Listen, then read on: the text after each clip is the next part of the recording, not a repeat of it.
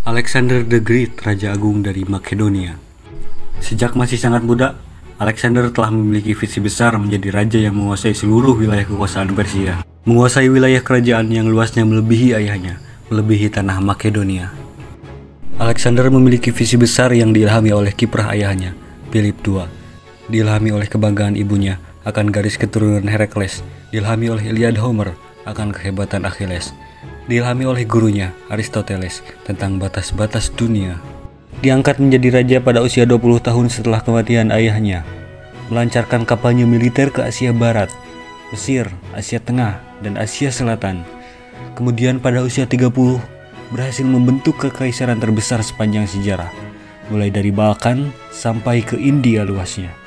Dia berhasil mengalahkan Persia, yang menurut orang-orang tidak akan terkalahkan. Kerja kerasnya banyak membuahkan hasil. Hal ini karena bukan hanya ide-ide cemerlang dan visioner yang dimilikinya, tetapi ia berusaha mewujudkannya dalam bukti yang nyata. Berkat kegigihannya, dia akhirnya menjadi komandan perang tersukses dan tidak pernah terkalahkan. Alexander pintar dalam hal siasat. Dia seringkali memanfaatkan medan perang untuk meraih kemenangannya. Jiwa mudanya banyak menghasilkan strategi yang berani namun terukur. Dia juga seorang pemimpin yang sangat dihormati pasukannya. Namun, kejayaannya tidak berlangsung lama. Tak lama setelah dia menguasai sebagian besar daratan Asia, dia meninggal pada usia 32 tahun. Seperti apa kisahnya? Langsung saja kita saksikan selengkapnya. Bagian 1. Alexander Muda. Alexander III dari Makedonia, lahir tahun 356 sebelum Masehi, dari seorang ayah bernama Philippus II atau Raja Makedonia saat itu, dan ibunya bernama Olympias, putri Neoptolemus I, seorang raja dari Epiros sebelah timur wilayah Makedonia. Olympias adalah seorang wanita yang sangat religius, yang memiliki ambisi besar untuk putranya. Alexander kecil dipersiapkan dengan baik oleh kedua orang tuanya untuk menjadi raja di masa depan. Masa kanak-kanak Alexander banyak ditanami oleh jiwa-jiwa kepemimpinan oleh kedua orang tuanya untuk membangkitkan gairah Alexander dalam menguasai dunia. Memasuki usia remaja, tepatnya umur 13 hingga 16 tahun, Alexander berguru kepada seorang filsuf agung dari Yunani, Aristoteles. Setelah selesai masa belajar kepada Aristoteles, Alexander diberi tugas pertama untuk mengurus kerajaan. Saat itu, Philippus II hendak pergi ke Bizantium untuk berperang. Selama Philippus pergi, suku Maya di Takia memberontak menentang kekuasaan Makedonia. Alexander langsung bergerak cepat mengusir orang-orang suku Mayadi dan mengisinya dengan orang Yunani. Setelah kepulangan Philippus dari Bizantium, Alexander diberikan tugas untuk pergi ke wilayah Trakia Selatan untuk menghentikan pemberontakan, sekaligus menghimpun pasukan untuk kampanye militer di seluruh Yunani. Sadar gerakannya akan mendapat banyak ancaman, Alexander dengan sengaja memancing pasukan Lyra untuk menginvasi Makedonia, dan Alexander berhasil menghalau para penyerang itu. Pada tahun 338 sebelum Masehi, Philippus bergabung dengan Alexander dan terus bergerak ke selatan untuk menduduki kota Elateia yang berjarak beberapa hari dari kota Athena dan Tifa. Rakyat Athena yang kala itu dipimpin oleh Demosthenes lebih memilih bersekutu dengan Tifa untuk melawan Makedonia. Ketika Philippus dan Alexander bergerak menuju ke selatan, mereka dihalangi oleh aliansi Athena dan Tifa di daerah Chaironeia. Philippus berhasil mengalahkan mereka, dan mereka pun terus bergerak menuju Peloponnesos dan diterima oleh semua kota dalam perjalanannya. Namun, ketika mereka sampai di Sparta, mereka mengalami penolakan dan akhirnya pergi. Pada tahun 338 sebelum Masehi, setelah kemenangan besar di pertempuran Chaironeia, di mana pasukan Makedonia yang dipimpin oleh Philip II dan Alexander mengalahkan aliansi kota-kota Yunani, Philip mengadakan perjalanan ke Korintus. Tujuan utama dari perjalanan ini adalah untuk memperkuat dominasi Makedonia atas Yunani dan membentuk Liga Korintus.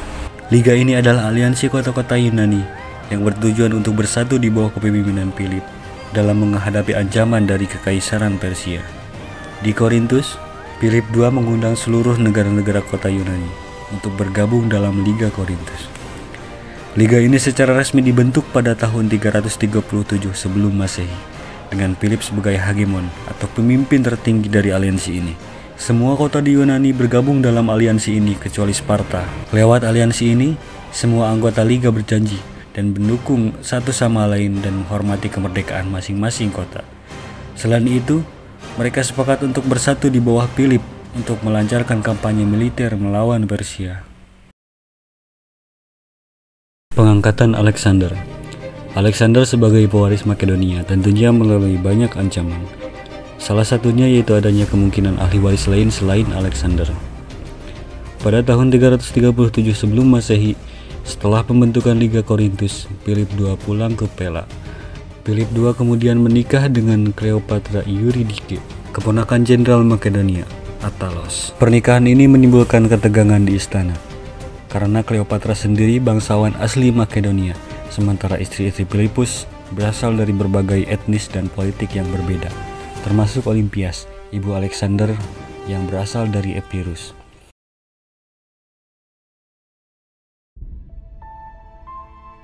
Setelah peristiwa pembunuhan Philippus II pada tahun 336 sebelum Masehi, Olympus, ibu Alexander merasa terancam dengan keadaan Cleopatra Eurydice karena anak-anaknya bisa menjadi pesaing potensial bagi tahta Alexander.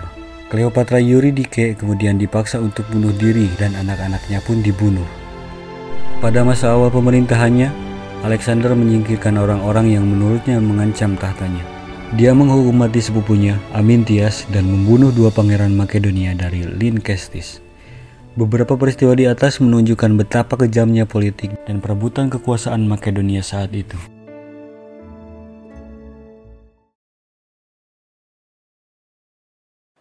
Alexander diangkat menjadi raja pada tahun 336 sebelum Masehi atau pada umur 20 tahun. Alexander diangkat setelah ayahnya Philip II mati dibunuh oleh salah satu jenderalnya sendiri di tengah perayaan pernikahan putrinya di Aigai. Kematian Philip menyebar dengan sangat cepat, membawa gelombang ketidakpastian dan keraguan. Di tengah kekacauan, putranya Alexander yang saat itu berusia 20 tahun segera dinobatkan sebagai raja. Namun, berita kematian raja mengundang reaksi beragam dari wilayah-wilayah di Makedonia dan sekitarnya. Banyak yang melihat ini sebagai kesempatan untuk memberontak dan memerdekakan diri dari kendali Makedonia. Kota-kota seperti Thebes dan Athena segera menunjukkan tanda-tanda pemberontakan. Alexander yang baru saja naik tahta menghadapi tantangan terbesar dalam hidupnya. Keberanian dan kebijaksanaannya akan diuji dalam beberapa minggu setelah kematian ayahnya. Dengan pasukan setianya, Alexander bergerak cepat. Dalam waktu singkat, dia memadamkan pemberontakan di dalam negeri dan kemudian beralih ke kota-kota Yunani yang memberontak. Pertempuran paling sengit terjadi di Thebes, di mana pemberontakan terbesar berlangsung.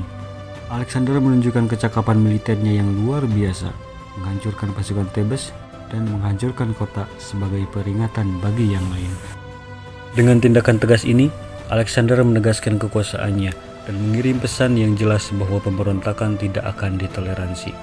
Dalam waktu kurang dari 1 tahun setelah kematian Philip, Alexander telah mengamankan tahtanya dan mengokohkan dirinya sebagai penguasa yang tak terbantahkan.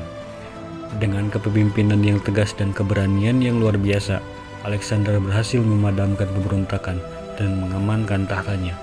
Dia membuktikan bahwa meskipun masih muda, dia adalah seorang pemimpin yang tangguh dan visioner. Dari reruntuhan pemberontakan, bangkitlah seorang pemimpin. Inilah kisah Alexander dan bagaimana dia menghadapi tantangan pertama sebagai raja, mengamankan Makedonia dan membuka jalan menuju kejayaan.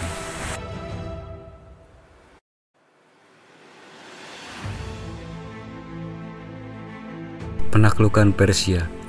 Setelah menundukkan pemberontakan di Balkan dan mengokohkan kekuasaannya di Yunani, Alexander yang agung bersiap untuk mewujudkan misi besar ayahnya, menaklukkan kekaisaran Persia yang luas dan kaya.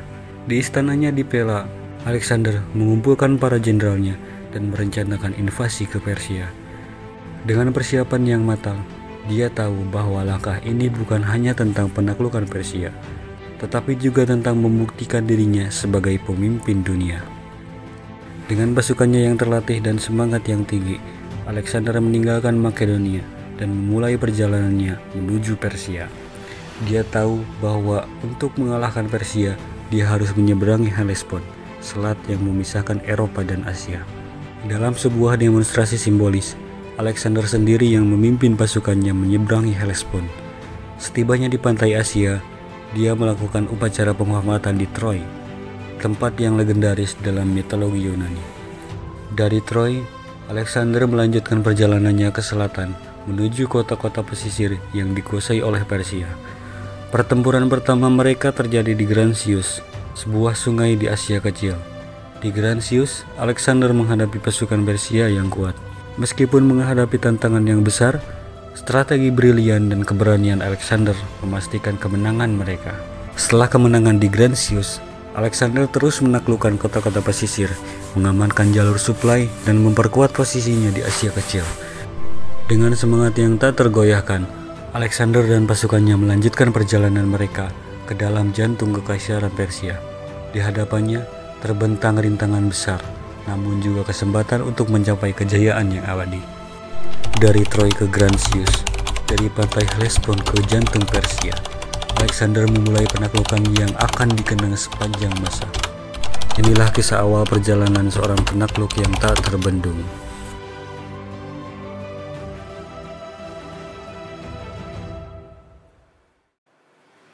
Tahun 333 sebelum Masehi, dua pasukan besar bertemu di daratan sempit di dekat sungai Pinarus di kota Issos. Di satu sisi, Alexander yang agung dari Makedonia, dan di sisi yang lain, Raja Darius III dari Persia. Mengetahui kekuatan dan jumlah pasukan musuh yang lebih besar, Alexander merencanakan strategi dengan hati-hati. Alexander memilih medan pertempuran dengan bijak. Dia memanfaatkan sempitnya dataran di dekat sungai Pinarus untuk mengurangi keunggulan jumlah pasukan Persia. Dengan demikian, keunggulan taktisnya dapat dioptimalkan. Dengan keberanian yang luar biasa, Alexander memimpin serangan langsung ke arah Darius III. Melihat Alexander yang mendekat, Darius yang panik melarikan diri dari medan perang, meninggalkan pasukannya dalam kekacauan. Melihat raja mereka melarikan diri, semangat pasukan Persia hancur. Banyak dari mereka menyerah atau melarikan diri, meninggalkan medan perang dalam kekacauan. Dengan Darius melarikan diri, Alexander memenangkan pertempuran di Issos. Dia tidak hanya mengalahkan pasukan yang jauh lebih besar, tetapi juga menunjukkan keberanian dan keterampilan militer yang luar biasa. Pertempuran Issos adalah kemenangan besar bagi Alexander. Kemenangan ini memperkuat posisinya sebagai penakluk besar dan membuka jalan bagi penaklukan yang lebih besar lagi.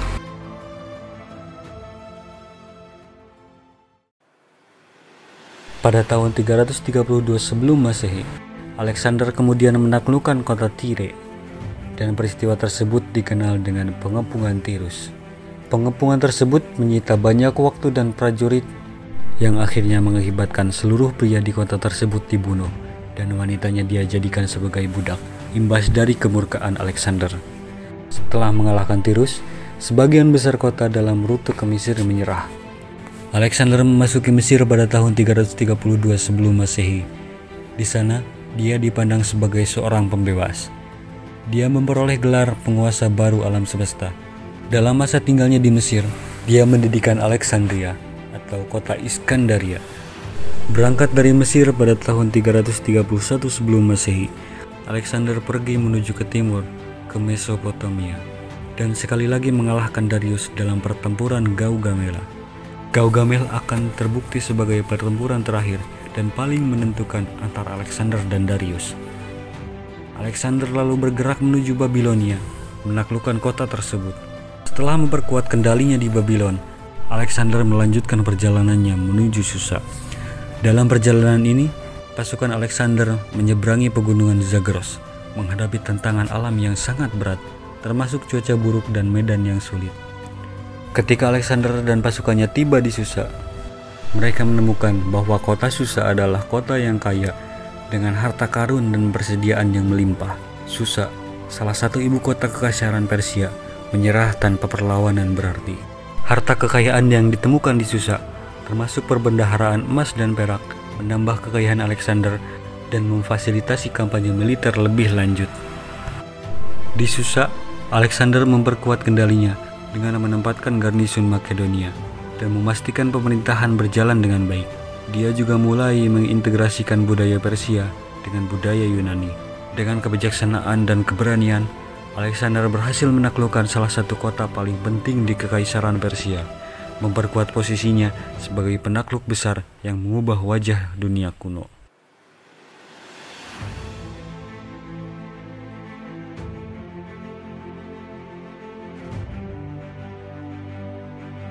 Setelah memperkuat kekuasaannya di Asia Tengah, Alexander kemudian mengalihkan fokusnya ke anak benua India.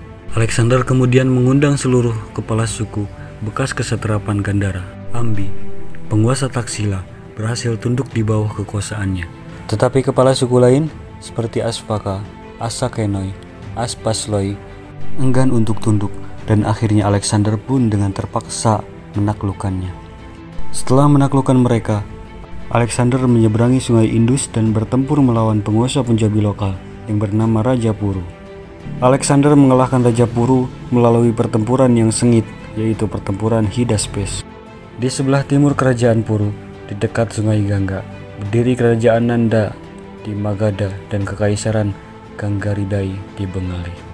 Dua kekaisaran itu sangatlah kuat.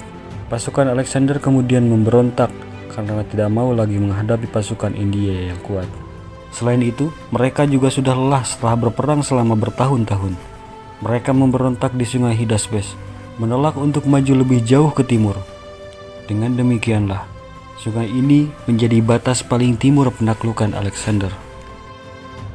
Alexander berbicara kepada pasukannya dan berusaha untuk membujuk mereka supaya mau berjalan lebih jauh ke India Timur. Namun Koinos, salah satu jenderalnya, berkata bahwa para tentara sudah rindu untuk berjumpa kembali dengan orang tua, istri, anak-anak, dan kampung halaman mereka. Alexander menyadari keadaan pasukannya dan dia pun akhirnya setuju. Alexander memimpin pasukannya untuk mundur ke Persia melalui rute selatan di sepanjang gurun Gedrosia dan Makran. Alexander tiba di Susa pada tahun 324 sebelum Masehi, tetapi dia kehilangan banyak prajurit akibat kondisi gurun yang keras. Alexander kemudian kembali ke Babilonia. Ia kemudian merencanakan serangkaian kampanye militer baru, yaitu Jazirah Arab. Kematian dan warisan Alexander. Alexander yang Agung, salah satu penakluk terbesar dalam sejarah, meninggal pada usia 32 tahun di Babilonia pada tanggal 10 atau 11 Juni 323 sebelum Masehi. Kematian mendadaknya memicu spekulasi dan misteri, serta mengakhiri salah satu periode paling luar biasa dalam sejarah militer. Kematian mendadak Alexander yang Agung pada tahun 323 sebelum Masehi meninggalkan kerajaan Makedonia dan kekaisarannya yang luas tanpa pemimpin yang jelas. Tanpa penerus yang ditunjuk secara pasti, kekaisaran yang Alexander bangun mulai terpecah dan konflik internal segera terjadi. Makedonia, meskipun mengalami ketidakstabilan dan konflik, tetap menjadi pusat kekuasaan penting hingga akhirnya jatuh ke tangan Roma. Alexander yang Agung tidak hanya menaklukkan wilayah, tetapi juga menyebarkan budaya Yunani ke seluruh penjuru kekaisarannya. Kota-kota seperti Alexandria menjadi pusat intelektual dan budaya yang menarik para cendekiawan dari seluruh dunia. Di bawah pengaruh Alexander, seni dan arsitektur Helenistik berkembang, menampilkan realisme dan ekspresi emosional yang mendalam. Peninggalan arsitektural seperti teater dan kuil Yunani menjadi ciri khas kota-kota baru. Alexander membangun jaringan infrastruktur yang menghubungkan wilayah-wilayah kekaisarannya, mendorong perdagangan dan pertukaran barang, jalan-jalan dan pelabuhan baru, membuka jalur perdagangan dan menghubungkan timur dan barat.